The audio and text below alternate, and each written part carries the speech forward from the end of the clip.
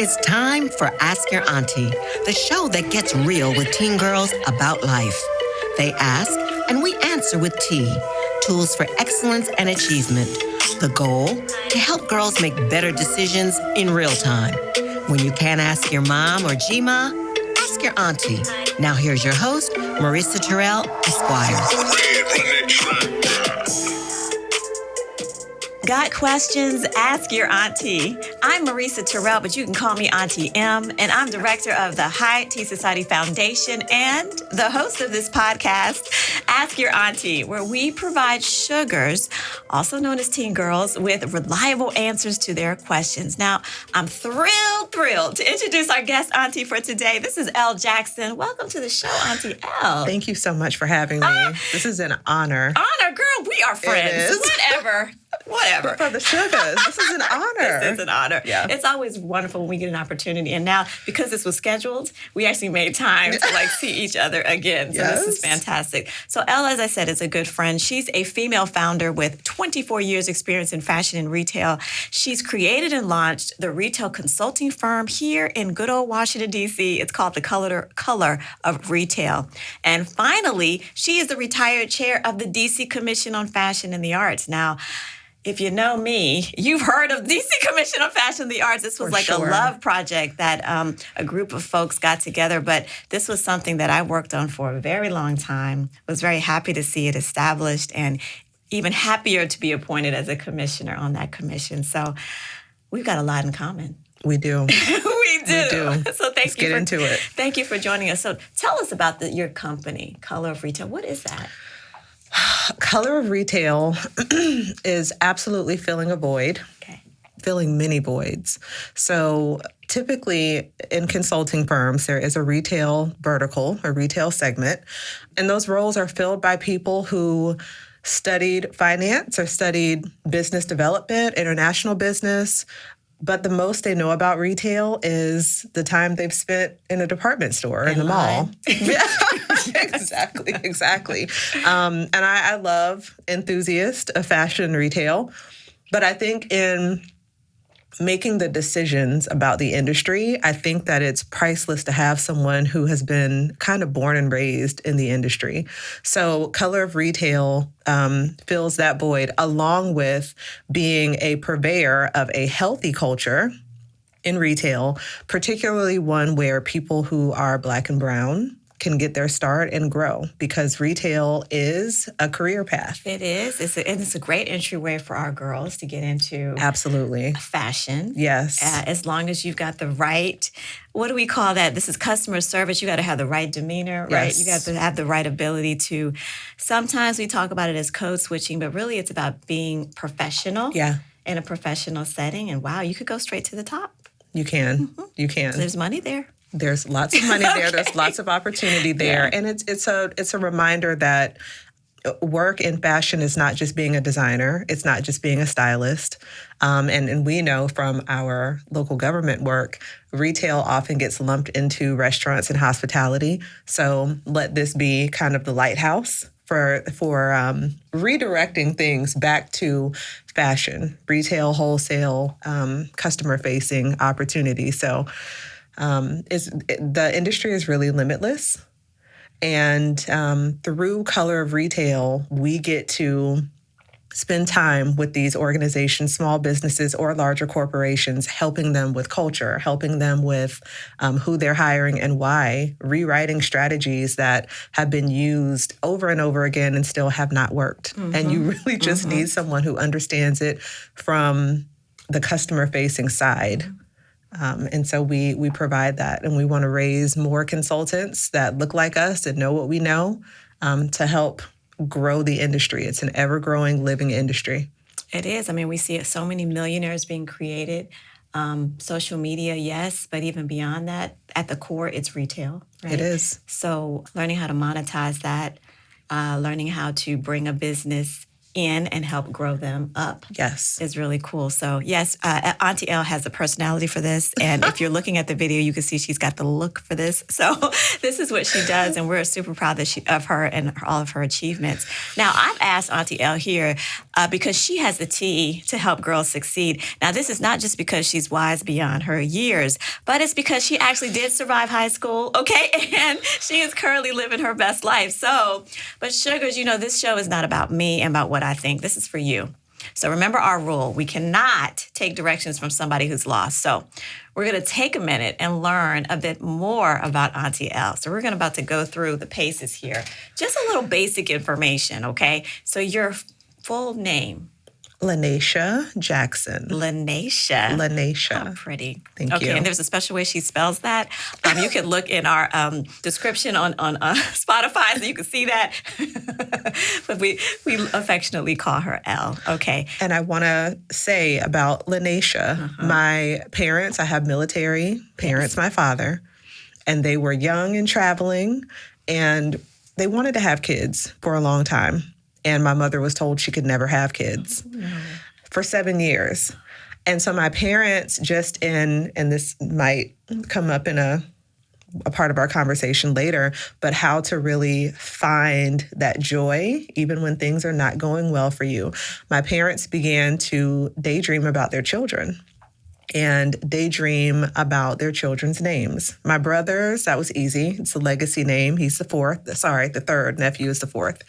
But for me, they wanted to get creative, and they were putting together, let's just say, sounds and phonetics from their travels. Which is what we do. Exactly. That's what we do as a people. And they wrote down Lanesha. And apparently my father had that on a little slip of paper in his wallet for years. Oh. So when my mother had me, my dad was stationed elsewhere. I met him when I was 30 days old when we flew to Germany to meet him. But I'm very careful with manifesting because of my faith, but I think that was forward thinking, bringing joy that is forthcoming to you and carrying that with you every day. That's faith. I don't accept, I actually reject any idea that the Ishas and the Aishas are hood and they're bad names and they're too hard to pronounce. If we can say Warchachowski and all these other names, we can say Lanesha. Exactly. We can say Shakisha. We can say all of our beautiful. Dreamed names. Yeah, thank you for sharing that. I love that. For all our sugars out there with beautiful names. All the Ishas and the Aishas. Can't pronounce. Yes. You listen. Pause them and have them pronounce it. They can do it. Yes. Okay. Now, where did you grow up, Auntie? Columbia, South Carolina. Okay. Everybody in D.C. is either from South Carolina or North Carolina, so that Great Migration. That makes perfect sense to me. We grew up and it's nice and quiet, and there's woods and trees and flowers and parking lots at your grocery stores, and then we get bored with it. I know. Okay. Well, did you have a big family growing up? Just my brother and I. Okay. Yeah, he's older by 3 years. All right. Okay. Yeah. So high school. Thinking back for high school. A lot of our girls are at DC public schools, big schools. Some of them are in smaller schools. Just tell me a little bit about what your school was like. My brother and I went to public schools. I think there was a period where my mother wanted us to go to private school, again, just based on our faith. And when I say our faith, it's Christianity, but we'll say South Carolina Christianity, which we know is next level. Lots of good aunties there, minding everyone's business and trying to make sure you stay on the straight and narrow at all times. That is the village. But that was a little outside of what our family could manage financially. Those schools are very expensive there. So we successfully completed public school. As you know, I survived that year just before high school. But I was an honor student. I was the biggest nerd you'd ever know. And my brother was the cool guy. Everybody knew him. Everybody still knows him. That was our dynamic for sure. That's so crazy. I had a brother like that, but he was younger, and I still was so annoyed. I was like, how is this little boy getting all this shine? Yes. And they're like, is he older? No, he's 4 years younger. He's the baby. Yeah. I get it. That's interesting. All right. So I feel like we've kind of gotten to know some fun facts about you. Now, before we jump into our Q&A section, which is coming up shortly, is there anyone that you want to dedicate this podcast to? What do you think? I have to dedicate this to the aunties that I had who believed in me and believed in what I wanted to do sight unseen. I would have women simply stop me and say, big things are coming your way. Keep going. Wow. Keep your head up. Mm-hmm. It would come at the most beautiful time, like perfectly orchestrated. Didn't even know I needed to hear it, but I learned to receive it.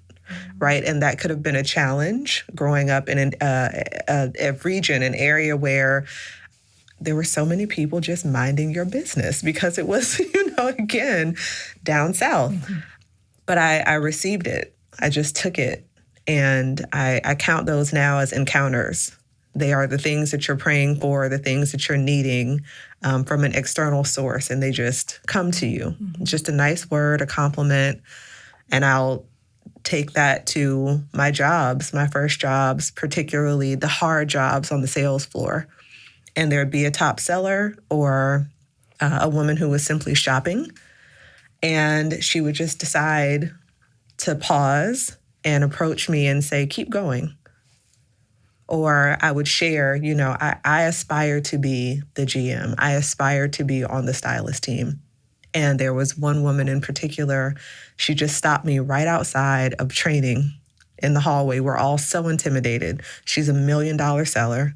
Her name is Magda. Need I say more? She's wearing fur at work. And I needed to know where like a snack machine was or something. And she said, come. That was it. And she led me there. And I'm putting my little wrinkled dollar in, probably shaking a little bit. Yeah. Not a wrinkled dollar. Aging myself, there was no tap functionality Put there. my little dollar in, and I get my snack, whatever it is, and I stand up and she's looking at me and she said, you got it. Oh. You got it. Isn't that interesting? Yeah. I've had those experiences, but what I'm trying to do now, because lately things are moving in like a really fast pace. And some days I don't feel like I'm up to the challenge, right? And I have a terrible memory. I don't know what that's for or from, but I don't remember the positive things as much as the negative things. So I started lately, I have this book, and at the end of the day, when I'm in the bed about to go to sleep, I'm writing any successes, any comments. It's only for successes. It's not a book for journaling future. Yeah. It's just what happened today that was the success, small one. Sometimes it's like, oh, I had lunch with my parents, or someone said this to me today. And then so when I'm feeling a little blue, then I can pull this book. See, you're guiding me here, because that's actually been something I've been thinking of maybe 3 or 4 mornings now. Like, why do I remember clearly the things that need to be fixed? Yes. Or the things that I didn't love, that I need to use to create something else for myself. But the positives, the glimmers, the encounters. That's a term, yes. Yeah. The glimmers. Those are so fleeting in our memory. So I love that. Yeah, because it's not a journal. Right, not a journal. It's like, a log. I don't know. Yeah. It's a log of glimmers. That's what it is. Yeah. So, okay. So let me get into these questions. I'm looking at the time. My God. All right, girl. This is what we do. This is what I'm saying. Yeah. Obviously, we need to have more lunches and cocktail hours so that we can spend some more time getting. Okay, questions. Let's get into the questions. Thank you for sharing about who you would. We're going to dedicate this podcast to all of AunTea L's aunties who helped to kind of buoy her up and to move her forward. Okay, first question, super easy. How do you take your tea? No nonsense. No nonsense. No nonsense. You know me. A nice steamy cup of rooibos. That's it. That's like the Jamaican red tea. It's so good. Yeah, it's good so for you. Just in my leopard print teacup. No doubt. With a gold stir. And of course.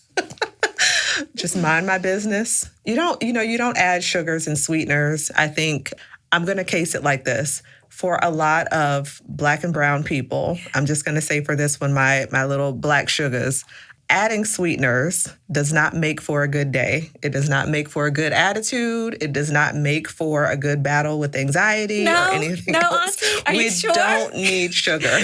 We're sweet enough. We're sweet enough. We're sweet enough. Okay. So you have your tea. What's your morning routine like? You're in the bed. You just opened your eyes. What are we doing first? I have then opened my eyes 3 times. I snooze. So we're going to snooze at an hour before we need to get up. We're going to snooze at 30 minutes before we need to get up. And we're going to snooze at 15 minutes before we need to get up. And then once it's time to get up, you have to get up. And it's time for self-care. Go right into it. Just you, the mirror, hot, steamy shower. Take care of your skin. Begin your glow for the day. I love this. Yeah. Okay. First hard question, I would say. Oh, yeah. If I ignore a bully, will she disappear? What do you think, Auntie L? Wow. Now, this is a tough one because it's kind of like you're thinking, obviously, so we're thinking that Sugar has had to deal with a bully. Yeah. It's a girl bully, okay? Yes. And maybe she's sort of getting to her wit's end, okay? She's thinking, okay, so what do I have to do? If I can't disappear, can I make her disappear? So I'm channeling my year of being bullied. And while we can't make them disappear, we can kind of toy with our mindset.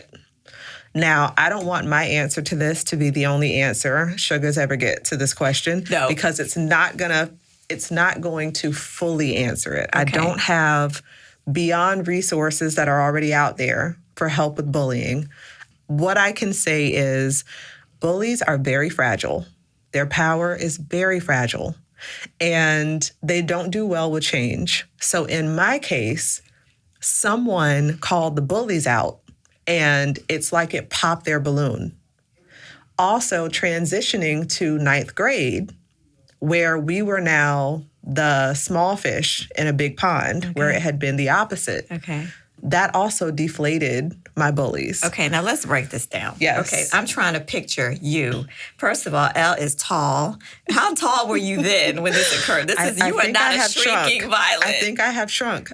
Let's say I was 5'8". She's tall. What grade would we say this was? Let's just say I was 14. 14. Okay, she's 5'8", but she's saying that these bullies were even taller. Oh, yeah. These were bigger bullies than a 5'8", so I don't know what I would have looked like standing next to them. Solid.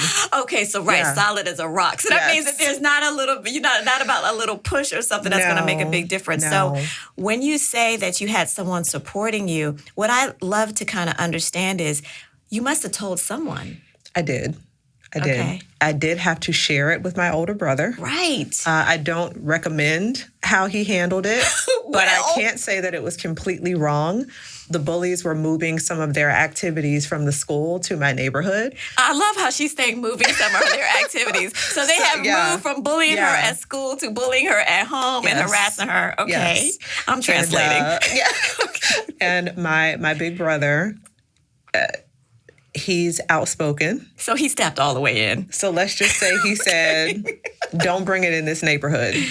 And get out, and you might have big brothers, and I can see them too. And he probably had his own friends who could reinforce this message. They were there. Okay. So the thing is like we don't always have to take matters into our own hands, because I know that sometimes when you're feeling outnumbered and overpowered, we then tend to want to pick up the biggest brick, the gun, something that's going to really try to, what we think, put us on the same playing field as these other bullies. But what we don't understand is that, unfortunately, when you do that and you bring that violence in, all of a sudden now you are just as guilty. And even though you had a good reason, you could be in jail with them. Absolutely. Yes. I mean, it changes everything. Yeah. You are the aggressor. Yeah. Because to be clear, I had that thought. I had my moment of choosing violence, and it certainly would have been something that would have changed my life forever had an adult not stepped in and kind of held my hand back to let me know that's not how you're going to solve this. Right. So brother helped in one area. My mom did a little bus stop roll up, as sweet as she is. I'm sure her Bible was in the passenger seat. And she just said, we can have a conversation with parents. Again, bullies are fragile. Yeah. What I learned was the main bully was kind of bullied or ostracized in her own home for her looks. That's why I just say she was solid.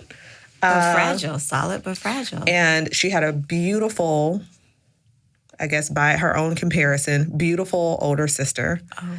When we transitioned to high school, the things that they bullied me for were not things that people were bullying for in high school. They were the things that people wanted to have.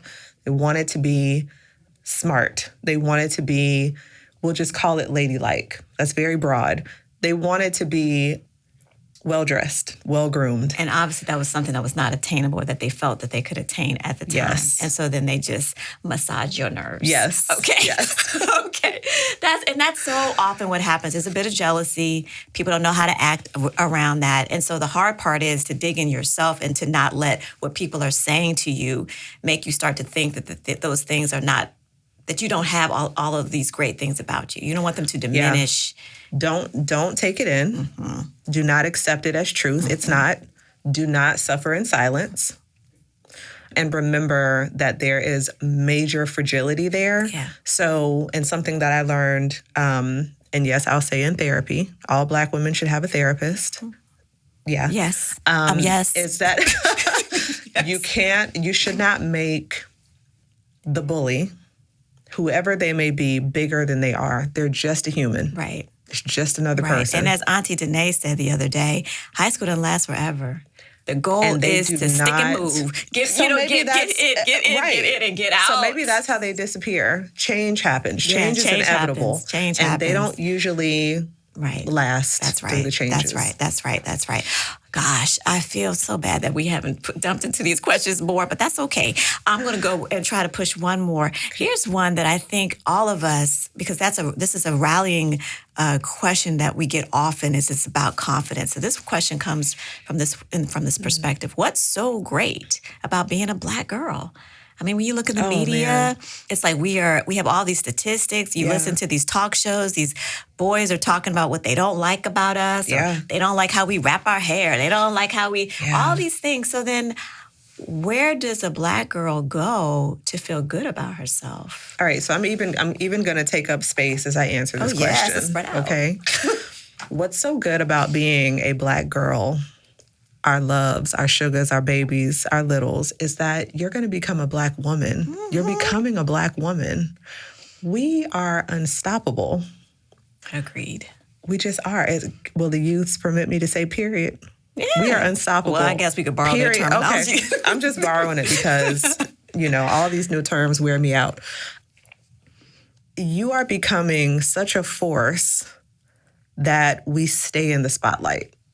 Right? It's really going to be mindset. Yeah. That's how you're surviving bullies. That's how you're surviving this world. We're always in the spotlight. And maybe it's something we take from those years of being bullied. Someone who is threatened has to try to point out the negatives. They have to. It's really more so for them. It seems like it's for the entertainment of those, on the outside looking in. It's really for them. It's to fill their own voids. It's to help, heal their own insecurities, whatever that may be. You're becoming a Black woman, and all that you're learning, all that women like us are intending to and working to pour into you, you get to fill up on that and pour that into the next generation. That's right. Yeah. It is a beautiful thing. It is, and it's like a circle that you get to work on continuing. I like what you said when you started with your name and saying this power of projecting and affirmation. So when you start hearing people saying these negative things, I change the channel. I'm not entering into certain conversations. You don't like Black women who wear blonde hair? Well, then we're done talking. Obviously, we don't have that much in common, and I've moved on. I don't have, unless I have to work for you or with you, we don't have to engage. Or if I hear people talking about how they don't like the color, or they don't like dark-skinned girls or light-skinned girls, that's wonderful for you. Yes. I've moved on. So it's about sort of churning yourself and placing yourself in positions that are supporting you. Yes. Reinforcing those things. Yes. You have control of what gets in. And that's what you'll be doing for the rest of your life. Yeah. You're going the filter. To change. That's right. You say, no, I'm not letting you in. Yes. I'll let you in, but no, not you, right? This Yes. is your sacred space. Okay, well, we didn't get a lot done, but I feel like those questions we did answer, we answered a lot of things. We talked through a lot of things, so that's a good thing. Is there one more? How do I get a job in fashion, Auntie L? Okay, How do I try get a job to in crystallize fashion? the important information here and wrap it up. Okay. Okay. Start where you are. Mm-hmm. So I started in a shoe store in the mall, part-time. Yeah. One of my favorite senior leaders, he started in a role that department store, iconic department store, doesn't even have anymore, which was cleaning up behind top producers, behind $1 million sellers. So if you went to try on designer shoes, he was trailing behind them, picking up the tissues in the boxes. Doesn't sound like a big job. It doesn't sound like a big job, but here's the thing, pro tip. There are two people you need to be focused on wherever you start. Your direct manager and a senior leader, the two that make decisions about who is going to grow with the company. They are all looking for a star. It is a part of a leader's job in fashion, retail, and beauty to develop the next star. They get graded on this. So you're not kissing up. You're not mistreating your teammates. You're being the best teammate. You're going to be on time or early. You are going to make your manager's job so easy that when your manager has to give their leader some sort of insights or, some sort of information on how their team is doing, who's growing, how are sales improving, they're going to shout you out because you make them feel good, you make them look good by doing your job. The senior leader will notice you. It is their job to notice the people in the company. They notice the problems and they notice the superstars. They don't notice in between. So don't be mediocre. Don't just go. The whole company, the whole store, your teammates do not need to know when you're having a bad day. You don't need to look like you didn't sleep well. Why do you think so many of us in fashion wear black? I mean, right. You're going to look put together. You're going to look crisp. You're going to be ready. So be prepared to make your manager's job easy and to shine to the senior leaders. And then let them both know when you have your reviews, take it seriously. Pull them to the side. Ask them how someone else got there. Let them know what you want. It is a part of their job to grow you and develop you and to say, I had a part in producing that star. Girl, if that wasn't a whole teacup, thank you so much. Okay, I want to thank you, Auntie L, for sharing your tea with us. Such a pleasure. Girl, growing up in D.C. is hard, okay? But sugar, you don't have to do it alone. Join us every week for reliable answers to your questions. I'm Auntie M, Director of the High Tea Society. You can contact us via IG at High Tea Society, INC, or by email. Send us an email to hello@highteasociety.org. And if you want to donate, we love that. Go ahead and text Purple Tea, one word, to 44321. We have the tea to help girls succeed, tools for excellence and achievement. You've been listening to Ask Your Auntie with your host, Marisa Terrell, Esquire. The transition from girlhood to womanhood can be difficult without guidance. We have the tea to help girls succeed. When you can't ask your mom or G-Ma, ask your auntie.